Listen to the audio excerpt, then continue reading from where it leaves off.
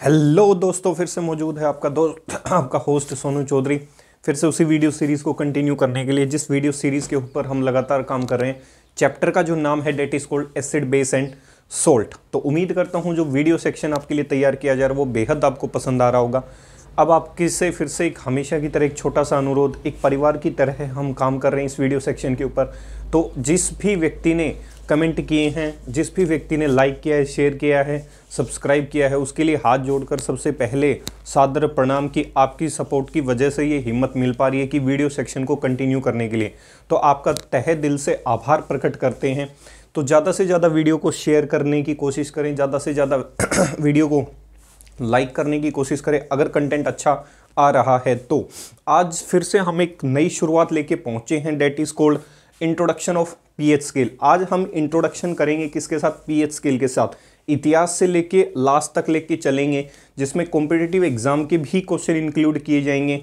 जैसे ही pH scale complete होगा तो पीएच स्केल के ऊपर आने वाले बोर्ड क्लास के ऊपर, चाहे वो एसटीएससी का एग्जाम हो, चाहे एनटीएससी का हो, चाहे ओलंपियाड का हो, चाहे सीबीएसई बोर्ड का हो, चाहे आईसीएससी बोर्ड का हो, किसी भी प्रकार के बोर्ड के एग्जाम के लिए न्यूमेरिकल जो पोर्शन होता है वो बड़ा ही इंपॉर्टेंट होता है। तो इस न्यूमेरिकल पोर्शन को भी हम यहाँ सोल्व करते हुए नजर आएंगे इस वीडियो सेक्शन के अंदर, जो एक सेपरेट फॉर्म के अंदर बनाया जाएगा।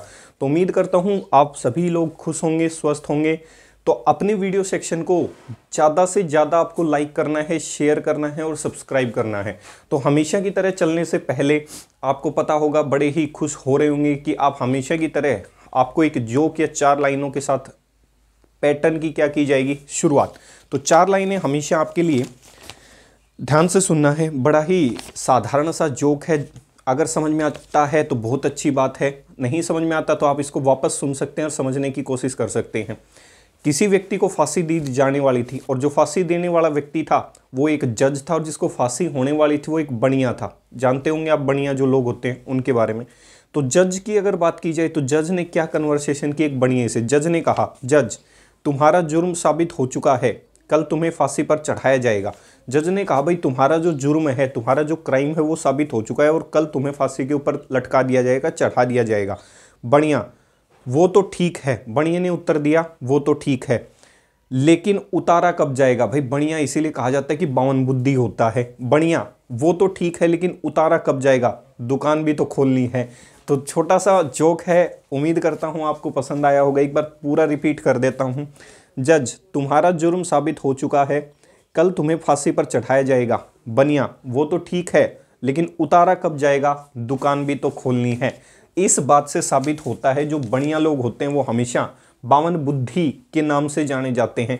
Don't take the joke in other ways. कुछ एक लोग क्या होते हैं कि इस जोक को अलग तरीके से डाइवर्ट करने की कोशिश करते हैं, कास्ट सिस्टम बनाने की कोशिश करते हैं। तो ये उन अनपढ़ व्यक्तियों के लिए बिल्कुल नहीं है जो इस चीज़ के, इस कंटेंट को अलग मिसयूज़ करने की कोशिश करें।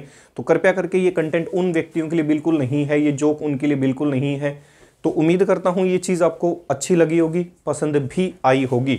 अब शुरू करते हैं पीएच स्केल का इंट्रोडक्शन, कि पीएच जो स्केल है वो आया किधर से, क्या इसका नाम है, कैसे ये ऑपरेट करता है। तो सबसे पहले इंट्रोडक्शन ऑफ पीएच स्केल। सबसे पहले जो पीएच होती है उसकी जो फुल फॉर्म होती है या उसका जो पूरा नाम होता है, डेट इज कॉल्ड पोटेंज डिहाइड्रोजन। कई बुक्स इसे पोटेंज हाइड्रोजन भी लिखती हैं। क्या लिखते हैं भाई? पोटेंज हाइड्रोजन। कई किताबों का लिखना है पोटेंज हाइड्रोजन। ठीक है जी, पोटेंज हाइड्रोजन या पोटेंज डिहाइड्रोजन। इसका जो मीनिंग होता है, शाब्दिक जो अर्थ होता है सरल भाषा के अंदर, that is called power of hydrogen. Hydrogen की जो भी पावर रही होगी उसे ही आगे चल के किस नाम से नवाजा गया? पीएच के नाम से नवाजा गया। पोटेंज डिहाइड्रोजन, पोटेंज हाइड्रोजन या पावर ऑफ हाइड्रोजन कह सकते हो। अब ये क्वेश्चन ये कि जी पीएच स्केल ठीक है, किसी व्यक्ति ने दिया तो पैमाना भी रहा होगा। किस व्यक्ति ने दिया पीएच स्केल? उस महान व्यक्ति का जो नाम था, वो डच केमिस्ट थे, उनका जो नाम था that is called J L Sorensen.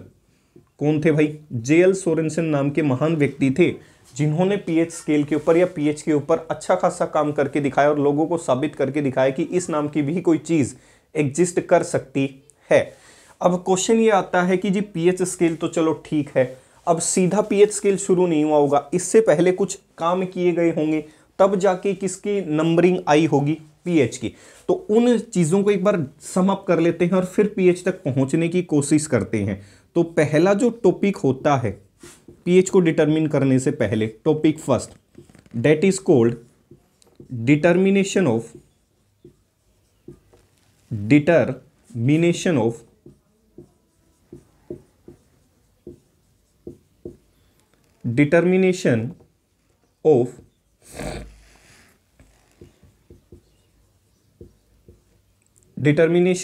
dissociation constant, determination of dissociation constant, determination of dissociation constant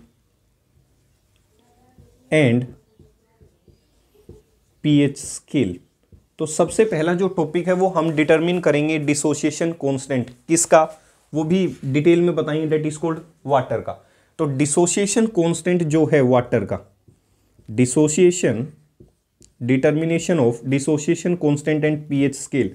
तो डिसोसिएशन कांस्टेंट भी कौन सा है भाई, डिसोसिएशन कांस्टेंट ऑफ वाटर, जिसे कैसे दिखाया गया, KW के नाम से, डिसोसिएशन कांस्टेंट ऑफ वाटर। तो सबसे पहले हम डिटरमिन करेंगे डिसोसिएशन कांस्टेंट ऑफ वाटर, फिर इसकी सहायता से हम पीएच को डिफाइन करने की क्या करेंगे, कोशिश करेंगे। तो सबसे पहले हम शुरू करते हैं determination of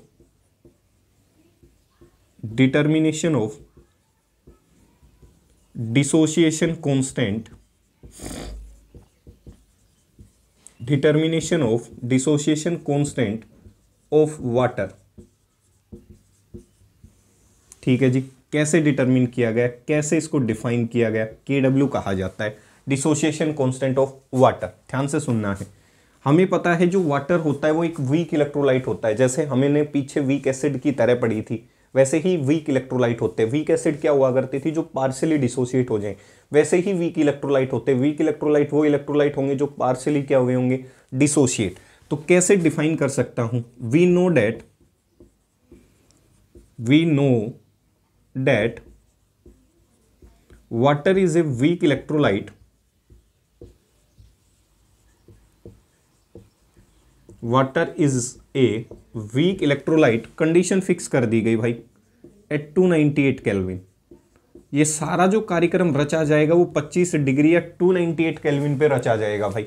we know that water is a weak electrolyte at 298 kelvin और 25 डिग्री सेल्सियस। कैसे, H2 रहा होगा, किस में टूटा होगा भाई, H प्लस आयन की कंसंट्रेशन में और किस में, OH नेगेटिव आयन की कंसंट्रेशन में। जब आप थोड़ी सी हायर क्लासेस में पहुंच जाओगे तो आप K के बारे में पढ़ेंगे, डिसोसिएशन कांस्टेंट के बारे में। ऐसे ही कांस्टेंट होता है इक्विलिब्रियम कांस्टेंट, K के बारे में। तो वो कंडीशन कहती है जी प्रोडक्ट की मात्रा भाग में किसकी मात्रा, रिएक्टेंट की मात्रा। प्रोडक्ट की कंसंट्रेशन भाग में क्या रहा होगा, रिएक्टेंट कंसंट्रेशन। अगर मैं K लिखना चाहूं तो K क्या कहता है, प्रोडक्ट की कंसंट्रेशन भाग में क्या रही होगी, रिएक्टेंट की कंसंट्रेशन। अब जो ये ब्रैकेट है केमिस्ट्री के अंदर, ये वाला जो लिखा जा रहा है, ये भाई दिखाता है, ये रिप्रेजेंट करता है मोलर कंसंट्रेशन को। किसको रिप्रेजेंट करता है भैया, मोलर कंसंट्रेशन को। और मोलर कंसंट्रेशन का मीनिंग होता है मोल प्रति litre, mole divided by volume. मतलब वॉल्यूम भी किस में रही होगी, लीटर में।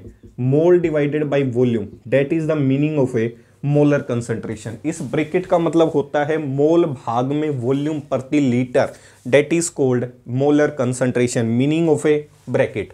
तो प्रोडक्ट की कंसंट्रेशन भाग में रिएक्टेंट की कंसंट्रेशन। प्रोडक्ट देखो क्या क्या है भाई, H प्लस आयन है और क्या मौजूद है, OH नेगेटिव आयन की कंसंट्रेशन। जब हायर क्लासेस में आप थोड़ा सा पहुंचेंगे तो आपको पता होगा, जब भी आपका जो रिएक्टेंट है, जो ये रिएक्टेंट है और इसमें अगर पानी मौजूद हो तो उसे केमिस्ट्री में मान के चला जाता है कि वो चीज़ एक्सेस में रही होगी। किस में रही होगी, एक्सेस में। और जब कोई चीज़ एक्सेस में हो जाती है तो उसकी कंसंट्रेशन समय के साथ बदलती हुई नजर नहीं आती, लगभग कंसंट्रेशन वैल्यू 0 कंसिडर कर ली जाती है। तो जैसे ही ये K इसके साथ मल्टीप्लाई हुआ होगा, इसीलिए मैंने कहा dissociation constant of water. K का मतलब होता है डिसोसिएशन कांस्टेंट है किसका, पानी का। इसीलिए मैंने टॉपिक का नाम लिखा डिसोसिएशन कांस्टेंट ऑफ वाटर। आप एक फिजिक्स के विद्यार्थी हैं और फिजिक्स जी जो कहती है वो कहती है जब एक कांस्टेंट, जब H2O भी क्या हो चुका होगा, कांस्टेंट, क्योंकि H2O को आपने किस में ले रखा है, एक्सेस के अंदर। ये कैसे पता चला जी एक्सेस में है, क्योंकि जो वाटर कंटेंट रिएक्टेंट की तरफ मौजूद होता है केमिस्ट्री में उसे हमेशा एक्सेस फॉर्म में ही मान के कंसिडर किया जाता है। तो ये जो H2O है ये एक्सेस में है, मतलब ये भी एक प्रकार का कांस्टेंट, ये के भी क्या है, कांस्टेंट। H2O की कंसंट्रेशन भी कह सकता हूँ एक प्रकार से किस में हो गई, कांस्टेंट फॉर्म के अंदर। और ये फॉर्म जी है ये भी क्या है, के इज ए कांस्टेंट। फिजिक्स कहती है when two constants are multiply with each other, जब दो कांस्टेंट एक दूसरे के साथ मल्टीप्लाई होंगे तो एक नया कांस्टेंट क्या हो जाएगा, जनरेट हो जाएगा। और उस नए जनरेटेड कांस्टेंट को केमिस्ट्री में किस नाम से नवाजा गया, Kw के नाम से। तो ये है भाई आपकी किताब की पहली टर्म Kw, जो किधर से आई, इस डेरिवेशन के माध्यम से निकल के आई। Kw is equal to H positive और OH नेगेटिव आयन की कंसंट्रेशन, जब ये ऑपरेशन किस पे किया गया होगा, 298 केल्विन और किसके ऊपर, 25 डिग्री सेल्सियस के ऊपर। तो उम्मीद करता हूं ये चीज आपको बेहद पसंद आई होगी कि ये चीज ड्राइव कैसे की गई है। ध्यान से देखना है। अब देखें जी, अगर मैं कहूं कि मुझे वैल्यू कैलकुलेट करनी है, क्या कैलकुलेट करनी है, वैल्यू एट 298 केल्विन और 25 डिग्री सेल्सियस, सही है। मुझे पता चला जो H पॉजिटिव आयन है उसकी मोलर कंसंट्रेशन किसके बराबर हो सकती है, OH नेगेटिव आयन की मोलर कंसंट्रेशन के क्या हो सकती है, बराबर हो सकती है। और Kw की जो वैल्यू है at 298 kelvin, Kw ionic product of water की जो वैल्यू है वो कितनी मानी जाती है, 1.0008 इंटू 10 की पावर माइनस 14, या फिर सिंपल भाषा में कह सकते हो 10 की पावर माइनस 14 मानी जाती है किसकी, Kw की जो वैल्यू होती है 1.008, क्या रहा होगा, 1.008 इंटू 10 की पावर माइनस क्या रही होगी, 14, या सिंपल क्या कह सकता हूं, 10 की पावर माइनस 14 कह सकता हूं। अगर Kw की वैल्यू 10 की पावर माइनस 14, तो ये कितनी रही होगी, 10 की पावर माइनस 7 मोल पर लीटर। और ये भी किसके बराबर रही होगी भाई, 10 की पावर माइनस 7 किसके ऊपर, मोल पर लीटर कह सकता हूं।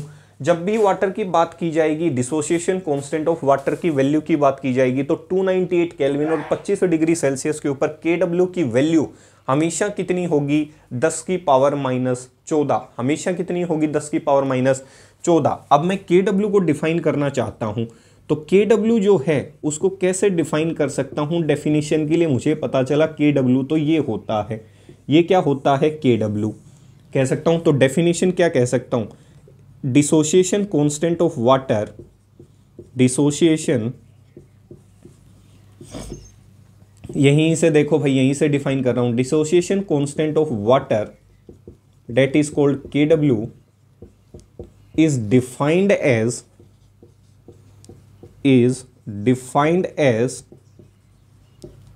Defined as the product, math का फॉर्म का इस्तेमाल कर रहा हूं, is defined as product, product मतलब गुणा, is defined as the product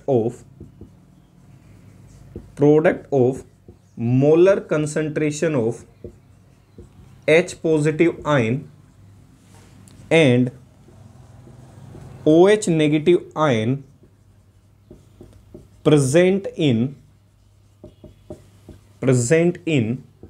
aqueous solution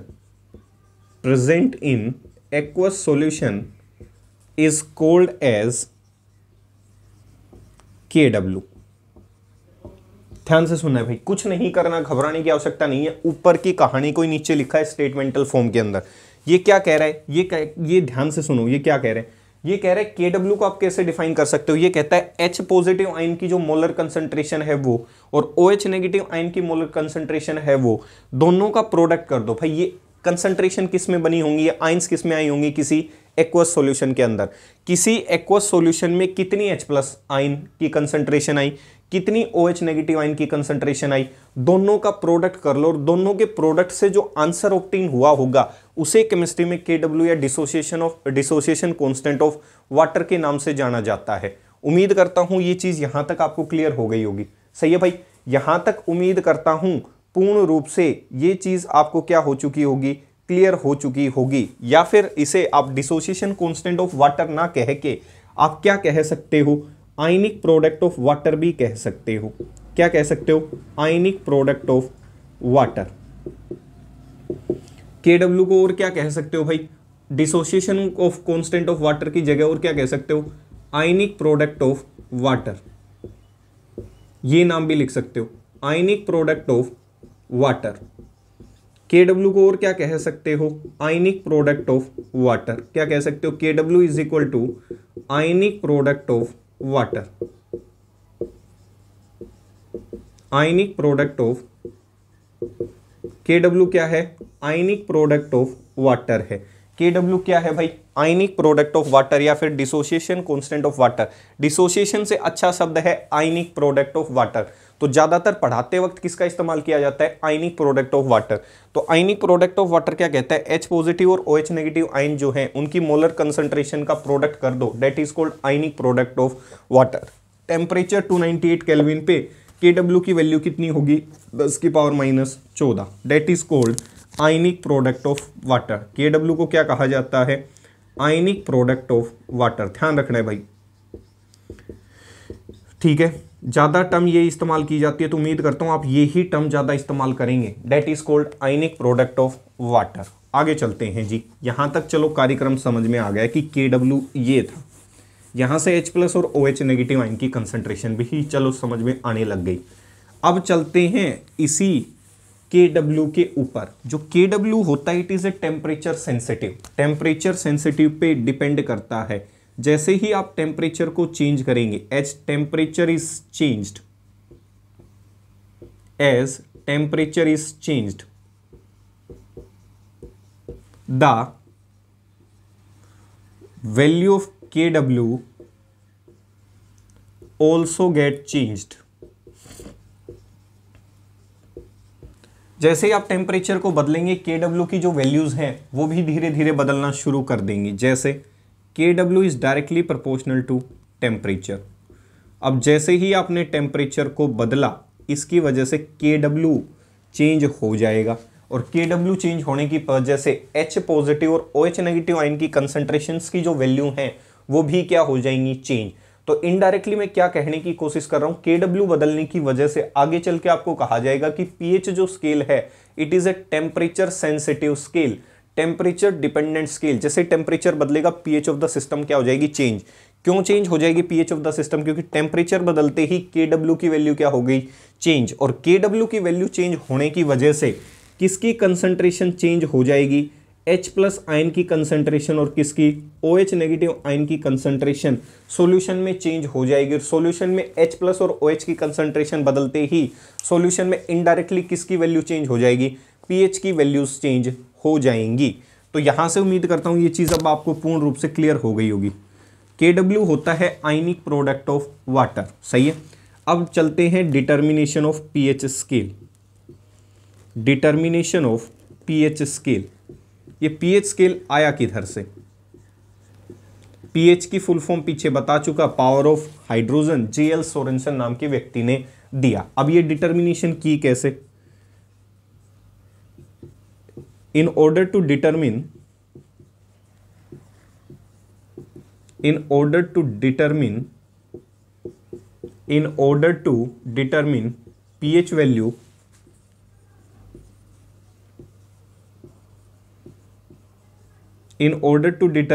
pH value an aqueous solution is prepared at 298 Kelvin और 25 degree. In order to determine pH value an aqueous solution is prepared। भाई अगर आप किसी की pH value determine करना चाहते हो तो टेम्परेचर 298 केल्विन होना चाहिए, और किसी का एक्वस सॉल्यूशन क्या कर लो, जिसके आप pH निकालना चाहते हो उसका एक्वस सॉल्यूशन तैयार कर लो, pH वैल्यू डिटरमिन करना चाहते हो तो। In order to determine pH value an aqueous solution is prepared. अगर आप किसी की pH वैल्यू निकालना चाहते हैं तो एक एक्वस सॉल्यूशन तैयार कर ले, सही है भाई। अब जैसे ही आपने सॉल्यूशन तैयार किया होगा तो pH वैल्यू जो स्केल होता है उसकी लिमिट्स होती हैं, कहीं ना कहीं स्केल शुरू हुआ होगा, कहीं ना कहीं जाके स्केल क्या हुआ होगा, खत्म हुआ होगा। तो देखो भाई, एन एक्वस सॉल्यूशन मतलब वाटर का सॉल्यूशन आपने तैयार कर लिया, कह सकता हूं उसके आधार पे सारा कार्यक्रम चल रहा है भाई। H पॉजिटिव आयन की कंसंट्रेशन और किसकी, OH नेगेटिव आयन की कंसंट्रेशन। पीएच को डिटरमिन करने के लिए आपने एक एक्वस सॉल्यूशन तैयार कर लिया, जो किसका रहा होगा, एक्वस मतलब पानी खुद ही रहा होगा, उसी का सॉल्यूशन रहा होगा भाई। पीएच को डिटरमिन करने के लिए एक सॉल्यूशन तैयार कर लो 25 डिग्री के ऊपर। अब मैं वैल्यूज कैलकुलेट करना चाहता हूं, वैल्यू मतलब कहां से स्केल शुरू हुआ होगा, कहां स्केल जाके क्या हुआ होगा, खत्म। तो सबसे पहला केस मैं ये देखना चाहता हूं कि maximum concentration H positive ion की जो मैक्सिमम वैल्यू है वो कितनी रही होगी। Maximum value of H positive ion, किसी भी सॉल्यूशन में H पॉजिटिव आयन की मैक्सिमम वैल्यू कितनी रही होगी। तो मुझे H पॉजिटिव आयन की मैक्सिमम वैल्यू कैलकुलेट करनी है भाई। क्या कैलकुलेट करनी है, मैक्सिमम वैल्यू कैलकुलेट करनी है। तो उम्मीद करता हूं यहां तक ये चीज क्लियर हो गई होगी। अब देखो इसको क्या लिख सकता हूं, इसको मैं लिख सकता हूं KW। कैसे, ऐसे लिख दूं, K is equal to H positive ion की कंसंट्रेशन OH नेगेटिव आयन की कंसंट्रेशन भाग में क्या रहा होगा, जो आपने सॉल्यूशन तैयार किया था वो, कह सकता हूं that is called ionic product of water. ये इधर घूमेगा KH2O। अब ये किस में कन्वर्ट हुआ होगा, H प्लस और किस में, OH नेगेटिव आयन में। मुझे मैक्सिमम वैल्यू कैलकुलेट करनी है, इसी को मैंने क्या कह दिया, KW is equal to H positive ion की कंसंट्रेशन किसके बराबर, OH नेगेटिव आयन की कंसंट्रेशन। मुझे maximum value of H positive ion चाहिए, मैक्सिमम आपकी वैल्यू चाहिए H पॉजिटिव आयन की। तो वो कहाँ से आ सकती है, कितना वाटर डिसोशिएट हुआ होगा उसी से तो मैं मैक्सिमम कंसंट्रेशन निकाल सकता हूँ किसकी, H पॉजिटिव और OH नेगेटिव आयन की, उसी से मैं मैक्सिमम वैल्यू कैलकुलेट कर सकता हूँ। ये हमें पता है जी, प्रोडक्ट की कंसंट्रेशन भाग में रिएक्टेंट की concentration, that is called ionic product of क्या रहा होगा, वाटर।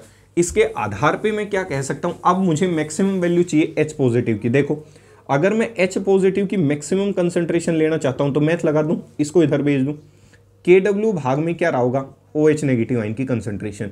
अब थोड़ा सा कॉमन सेंस लगाना है मैथ से, अगर आप इसकी वैल्यू मैक्सिमम निकालना चाहते हो तो इसकी वैल्यू कैसी लेनी पड़ेगी, मिनिमम। एक दूसरे के क्या चल रहे हैं, इनवर्स, रेसिप्रोकल, इनवर्स चल रही हैं। अगर इसकी वैल्यू मैक्सिमम चाहते हो तो ये वैल्यू कम से कम होनी चाहिए। और हमें पता है जी, जो KW है उसकी वैल्यू तो हमें ऑलरेडी पता है 10 की पावर माइनस 14। अगर मैं H पॉजिटिव आयन की मैक्सिमम वैल्यू लेना चाहता हूं तो OH नेगेटिव आयन की कंसंट्रेशन को कितना लूं, मिनिमम। क्या लूं जी, और मिनिमम, और जो मिनिमम कंसंट्रेशन होती है OH नेगेटिव आयन की वो होती है 10 की पावर माइनस 14। इन दोनों ने जब एक दूसरे को कैंसिल किया होगा तो मैं कह सकता हूं जी, यहां से सिंपल H पॉजिटिव आयन की जो कंसंट्रेशन होती है डेट इज कॉल्ड 10 की पावर कितनी आई होगी, 0, और किसी की भी पावर 0 मतलब कितना रहा होगा, 1। सही है भाई, इतनी चीज क्लियर हो गई होगी। किसी की भी पावर कितनी रही होगी, 0, 0 मतलब क्या रहा होगा, 1। That is the maximum concentration रही होगी 10 की पावर 0। अब देखो ध्यान से, क्योंकि इसके बाद मैं डेफिनेशंस क्रिएट करूंगा, ध्यान से देखना है। इसके बाद मैं डेफिनेशन बनाऊंगा। डेफिनेशन कहती है पीएच की minus log of H positive ion. आगे सिखाएंगे ये है क्या। जैसे ही H पॉजिटिव आयन की कंसंट्रेशन इसमें रखेंगे तो pH is equal to minus log 10 की पावर 0, किसकी पावर 0, 10 की पावर 0। लॉग भी सिखाऊंगा भाई। 0 A की पावर B, तो B आगे आ जाएगा तो pH कितनी हो जाएगी, 0 log ऑफ 10, और log 10 कितना होता है, 1, और log 1 को इससे मल्टीप्लाई करोगे तो pH का आंसर कितना, 0। तो मतलब स्केल की जो वैल्यू इनिशिएट हुई होगी वो कितने से शुरू हुई होगी, 0 से। कितने से भाई, 0 से। ये pH किधर से आ गया ये समझाऊंगा, इसी के बाद वही समझाना है। एक बार ये पता हो जाए कि स्केल किधर से शुरू हुआ होगा और किधर क्या हुआ होगा, खत्म। फिर मैं pH को डिफाइन करना शुरू करूंगा। इतनी चीज उम्मीद करता हूं क्लियर हो गई होगी। इसके बाद अगली जो टर्म आती है मैक्सिमम कंसंट्रेशन H प्लस की निकालने के बाद, अब मैं वापस क्या निकालना चाहता हूं, मिनिमम वैल्यू और concentration of H plus ion. Case number 2, पहला केस था maximum value of H positive ion, दूसरा केस है minimum value of H positive ion. तो अब की बार मिनिमम वैल्यू चाहिए। यहां तक तो फॉर्मेट क्या रहा होगा, सेम रहा होगा, सही है भाई। यहां तक उम्मीद करता हूं चीज क्लियर हो गई होगी पहले केस के अंदर। अब देखो मिनिमम वैल्यू चाहिए मुझे किसकी, H पॉजिटिव आयन की, तो यहां तक तो केस सेम चला होगा। अब मुझे इसकी वैल्यू मिनिमम चाहिए। अब इसकी मिनिमम वैल्यू कब आ सकती है, जब OH नेगेटिव आयन की वैल्यू क्या रही होगी, मैक्सिमम, हाँ या ना, इतनी चीज क्लियर हो गई होगी। अब OH नेगेटिव आयन की जो मैक्सिमम वैल्यू है वो आपके आधार पे कितनी हो सकती है, दैट इज कॉल्ड, कह सकता हूं मैक्सिमम वैल्यू कितनी हो सकती है भाई, 1 हो सकती है। कितनी हो सकती है, 1 हो सकती है भाई। मिनिमम वैल्यू कितनी आपकी हुआ करती थी, दैट इज कॉल्ड, आपने कहा जी 10 की पावर माइनस कितना रहा होगा, 14। मैक्सिमम जो वैल्यू थी उस समय आपने कितनी मानी, H पॉजिटिव आयन की, जो आंसर आया that is 0। OH negative ion की मिनिमम वैल्यू कितनी थी, 10 की पावर माइनस 14। अब की बार जो इसकी वैल्यू रही होगी वो कितनी रही होगी, H पॉजिटिव की, डेट इज इसकी मैक्सिमम वैल्यू चाहिए ताकि ये मिनिमम हो जाए। तो OH की मैक्सिमम वैल्यू कितनी होगी, 1। तो H पॉजिटिव आयन की कंसंट्रेशन कितनी निकल के आई, 10 की पावर माइनस 14। अब फिर से pH का formula, pH is equal to minus log of H positive ion. अब जैसे ही आपने इसको लगाने की कोशिश की, माइनस लॉग 10 की पावर माइनस 14, लॉग सिखाऊंगा भाई, A की पावर B, तो B तो आगे आ जाएगा, A कहाँ चला जाएगा, पीछे, तो माइनस माइनस हो गया प्लस 14 log ऑफ 10, और log 10 कितना होता है, 1। तो pH कितनी आई होगी भाई, 14। तो स्केल 0 से शुरू हुआ होगा, स्केल कितने पे खत्म हो गया होगा, डेट इज कोल्ड, आप कह सकता हूं 14 के ऊपर। मैक्सिमम कंसंट्रेशन जो है वो कितनी निकाली गई, 0। मिनिमम कितनी निकाली गई, 14। मतलब वो मैक्सिमम संख्या जहां से वो शुरू हो सकता है वो 0, जहां पे वो खत्म हो गया होगा डेट इज कोल्ड 14। अब जी ये है क्या, pH वाला ये झंझट क्या है, आप किधर से इस लॉग को निकाल रहे हो, कैसे इस चीज को सोल्व करते हुए नजर आ रहे हो। तो मैंने आपको इतना क्लियर कर दिया कि स्केल 0 से शुरू हुआ होगा, किस पे खत्म हो गया होगा, 14 के ऊपर। इतना क्लियर हो जाना चाहिए कि 0 से क्यों शुरू हुआ और 14 पे क्यों खत्म हुआ। अब देखते हैं pH होती क्या है। ठीक है जी, दी किसने, JL सोरेनसन ने।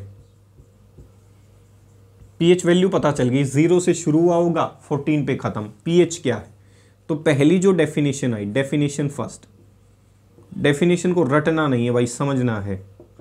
पहली जो डेफिनेशन आई वो इसी के नाम से आई, that is called power of hydrogen. Hydrogen की जो भी पावर रही होगी वही आगे चल के उसकी जीवन में क्या रही होगी। तो इन्होंने कहा जी H पॉजिटिव आयन की जो भी कंसंट्रेशन रही होगी वही आगे चल के क्या रही होगी, उसकी pH। तो पहली क्या डिफाइन की गई, pH को कैसे डिफाइन किया गया, pH इज डिफाइन एज, पहली बार pH को जिसने भी डिफाइन किया सोरेनसन ने, वो कैसे डिफाइन किया, उसने कहा H की पॉजिटिव आयन की कंसंट्रेशन की जो भी पावर रही होगी, H की जो भी पावर रही होगी वही उसकी क्या रही होगी, pH। तो pH is define as negative power किसकी, 10 की जो भी नेगेटिव पावर रही होगी वही उसकी क्या रही होगी, pH। pH is define as negative power to which 10 must be raised. pH is defined as negative power to which 10 must be raised is called as pH। भाई 10 की जो भी नेगेटिव पावर रही होगी वही आगे चल के किस नाम से डिफाइन की गई, pH के नाम से। ठीक है जी, अगर ऐसा है तो 10 की जो भी नेगेटिव पावर है उसी को मैं डिफाइन कर देता हूं इस तरीके से। क्या दिक्कत है भाई, जब ये खुद ही कह रहे हैं कि H पॉजिटिव आयन तो ये है, इसकी जो भी 10 की नेगेटिव पावर रही होगी वही उसकी क्या रही होगी, pH। तो ये इसकी क्या हो गई भाई, pH कह सकता हूं according to this concept. H positive ion की जो भी नेगेटिव पावर रही होगी वही उस पावर के आधार पे उसकी क्या रही होगी, pH। तो pH कितनी, H पॉजिटिव मान लेता हूं 10 की पावर माइनस x है, तो pH कितनी हो गई, जो भी उसकी नेगेटिव पावर है वही उसकी pH है, तो pH कितनी हो गई, x। जैसे अब इसको मैं थोड़ा सा एलोबोरेट करना शुरू करता हूं। Taking negative log on both side, दोनों तरफ नेगेटिव लॉग ले लो भाई। तो आंसर जब नेगेटिव लॉग लोगे तो आंसर क्या रहा होगा, लॉग H पॉजिटिव आयन की concentration is equal to minus log 10 की पावर माइनस ऑफ x। दोनों तरफ लोग ले लो, सही है। अब लोग के फॉर्मूले सुनो ध्यान से, जो मैथ के विद्यार्थी हैं उन्हें तो थोड़ा बहुत आइडिया होगा। log a into log of b लिखा हुआ है, तो उसका मीनिंग होता है log a plus log of b। ध्यान से सुनना है, मल्टीप्लाई में अगर कोई चीज़ है log की फॉर्म में तो a plus b। log a by b लिखा हुआ है भाग में, तो आंसर होगा log a minus log of b। इतनी चीज़ क्लियर हो गई होगी।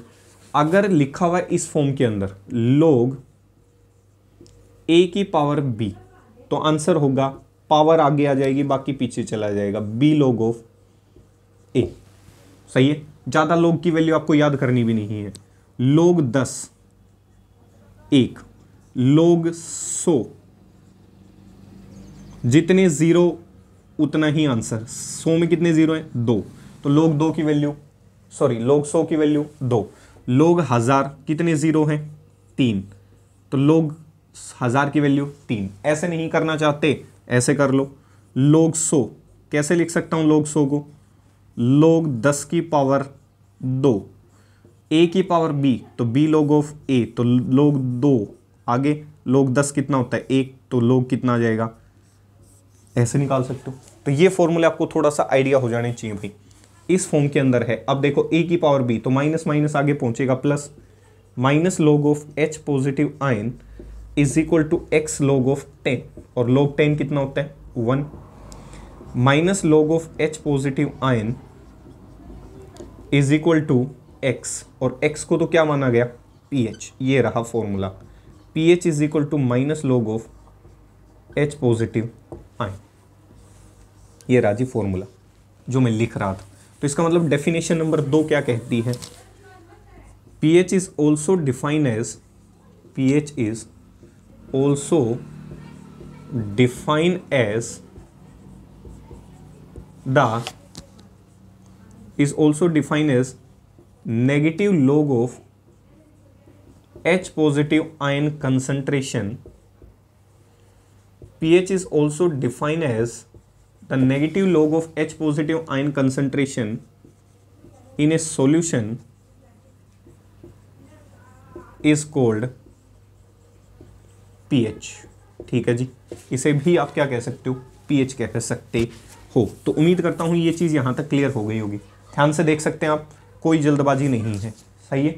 इतनी चीज़ क्लियर हो गई, मिटा दें, रब कर दें, चलते हैं आगे की तरफ ध्यान से। ठीक है जी, डेफिनेशन 3। मान लो जी मैं तो ऐसे नहीं लिखना चाहता, तो तीसरी परिभाषा भी आपके लिए मौजूद है। pH क्या हुआ करती थी? Minus log of H positive ion. अब मैथ का विद्यार्थी होने के नाते इसको रिवर्स कर दो, pH is equal to log 1/H positive ion. मतलब इसका मैंने क्या कर दिया? रेसिप्रोकल कर दिया। क्या कर दिया? रेसिप्रोकल। तो pH को ऐसे भी डिफाइन कर सकता हूँ, pH is also define as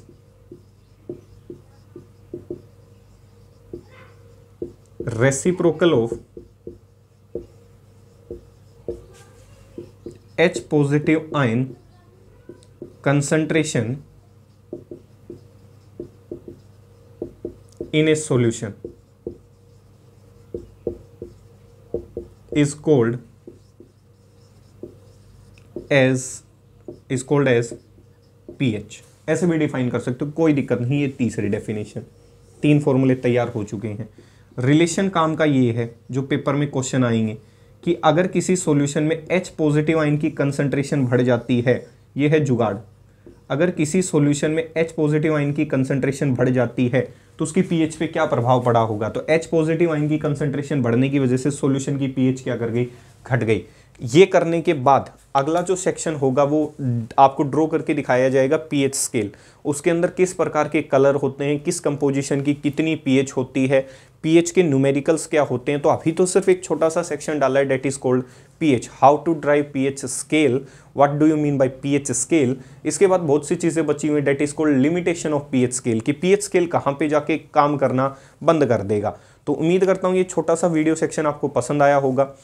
हमेशा की तरह जाने से पहले अपने वीडियो को एक शानदार नोट पे ख़त्म करने के लिए 4 लाइनें आपके सामने मैं पेश करता हूँ, ध्यान से सुनना है। जब खामोश निगाहों से बात होती है, इसी से तो प्यार की शुरुआत होती है। आपकी यादों में खोए हैं हम दिन भर, ना जाने कब दिन और कब रात होती है। तो उम्मीद करता हूँ ये कंटेंट आपको बेहद पसंद आ रहा होगा। अब आप थोड़ा सा ज़्यादा से ज़्यादा मुझे सपोर्ट करें, लाइक करें, शेयर करें और सब्सक्राइब करें।